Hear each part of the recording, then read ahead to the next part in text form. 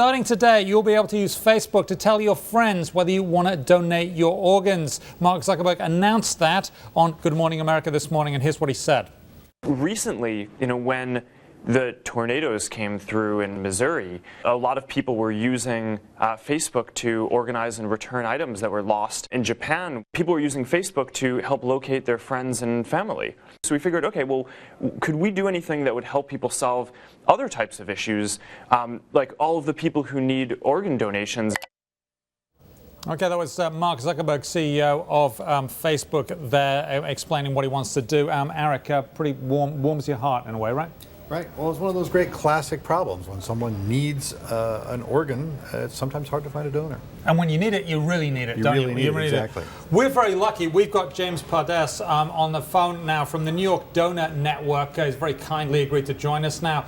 James, thank you very much for taking a little bit of time today. Is this a big deal for you and your organization?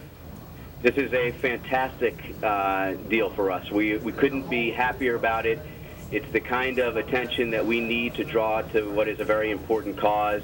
And this attention being drawn to a cause by such a respected entity like Facebook and Mark Zuckerberg, I couldn't have written a better plan myself.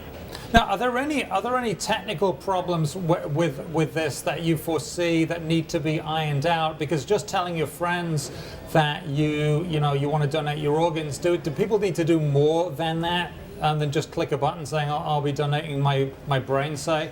That's a great question, and I think the answer to that question is yes. As much as we're excited about people informing their friends and family through Facebook that they are an organ donor, the most important step that people should take is actually registering on their respective state registry.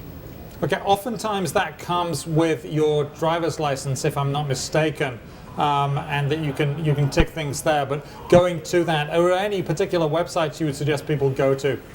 Sure. You can either try to locate your own state DMV or Department of Health website, but the easiest thing to do is to go to Donate Life America's website.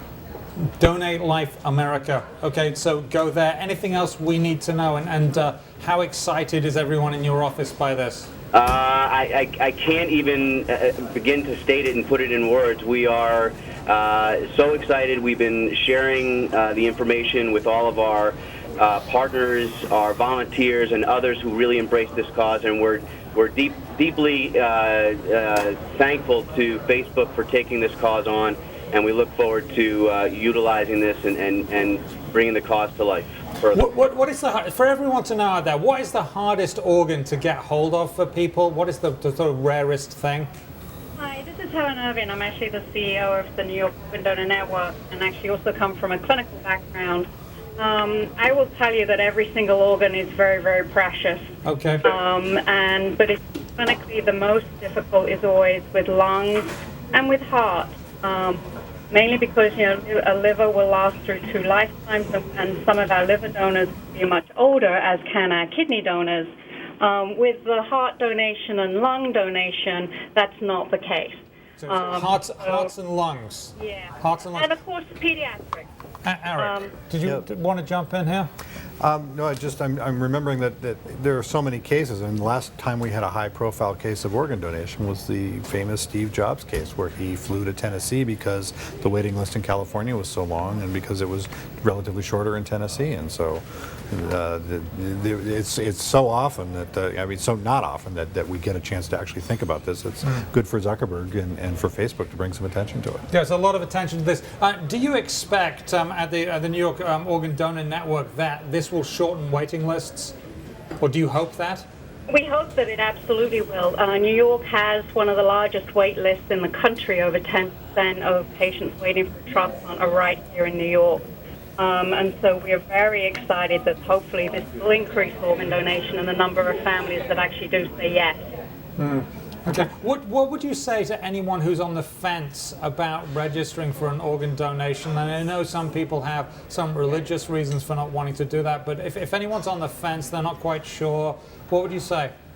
Well, I think that, this truly is a gift. You are giving somebody a chance to live a life. They are families, friends, mothers, daughters, grandfathers that need and can be cured through transplantation.